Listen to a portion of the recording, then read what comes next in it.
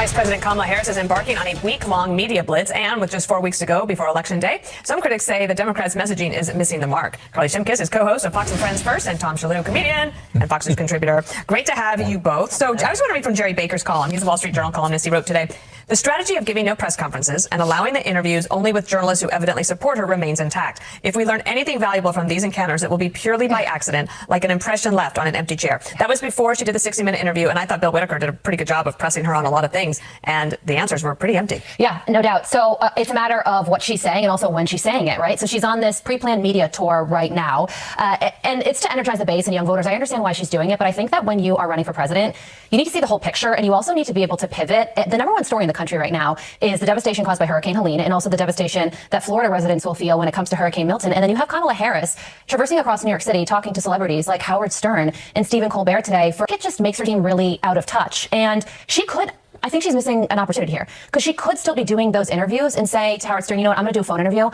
going to be in North Carolina. And let's talk about that. Maybe we can even raise some money. I'll still do The View, but it'll be remote from Florida. So like I said, it's not just what she's saying and having a big issue with struggling to respond to these major questions for the first time. But I think having this media tour right now is just a big mistake. Maybe it says something about the numbers internally about what they need to do. I'll get you to respond to that. But apparently Charlemagne the God is the lodestar for American politics. It's coming that way. Yeah. Right? Here he is. Check it out on messaging.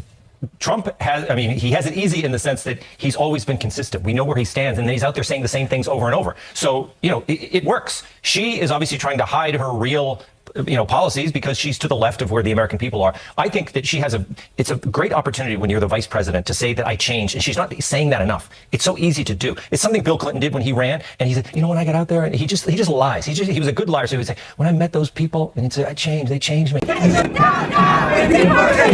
One of our highest priorities is to ensure that we have a secure border, and that is what we are doing. So we have rescinded so many Trump immigration policies, it would take so much time to list them.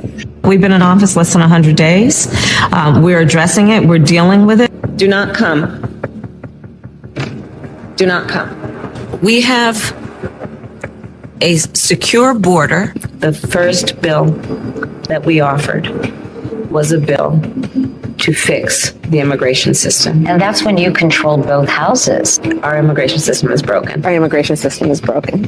We have a broken immigration system. Under the prior administration, they essentially dismantled the system. We have a duty to set rules at our border and to enforce them. And I take that responsibility very seriously. Strengthening our border is not new to me, and it is a long-standing priority of mine. I have done that work, and I will continue to treat it as a priority.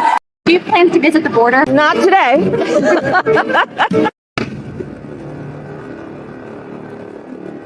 Raise your hand if you think it should be a civil offense rather than a crime to cross a border. Being an undocumented immigrant. Listen, I think there's no question that we've got to critically re-examine ICE.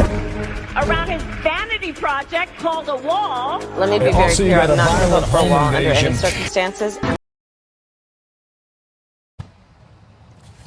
Bill, the details in this case, let me tell you, are just horrifying. This woman says she was held at gunpoint inside of her own home by these four guys. She says they tied her up, they threatened to cut her fingers off and beat her with a pistol. We now know that these four men who were charged are illegal migrants from Venezuela. This woman lives alone. She's in her 50s, just pulled in her garage in the upscale Briarwood neighborhood of Dallas.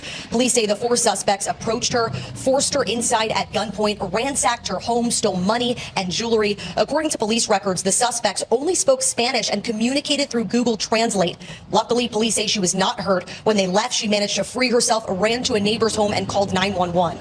Police matched a fingerprint to one of the suspects, Manuel Hernandez, who named the others involved. All four are charged with aggravated robbery and have ICE detainers. ICE tells Fox News that all four are from Venezuela, and according to records, Hernandez told investigators they're involved in a criminal street gang. Now, ICE would only give me the immigration history of Manuel Hernandez, and it's worth noting because in March he illegally entered the U.S. from El Paso, and he has been arrested at least twice before this. Just months after illegally coming into the U.S., he pled guilty to a DWI. Despite the conviction, he was released right back into the U.S.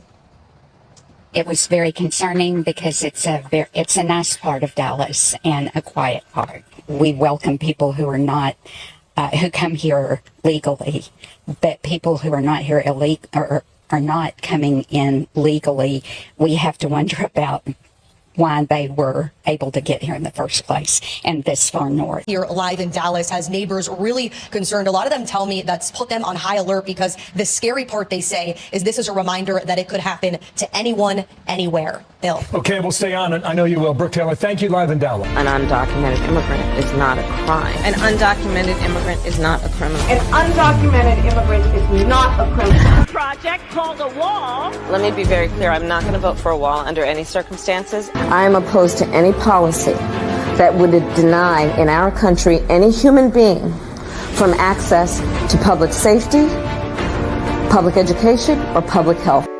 Hope y'all enjoyed this video. Make sure that y'all like, comment, and subscribe, and turn on your notification bell. Always remember to pray for one another. Love y'all.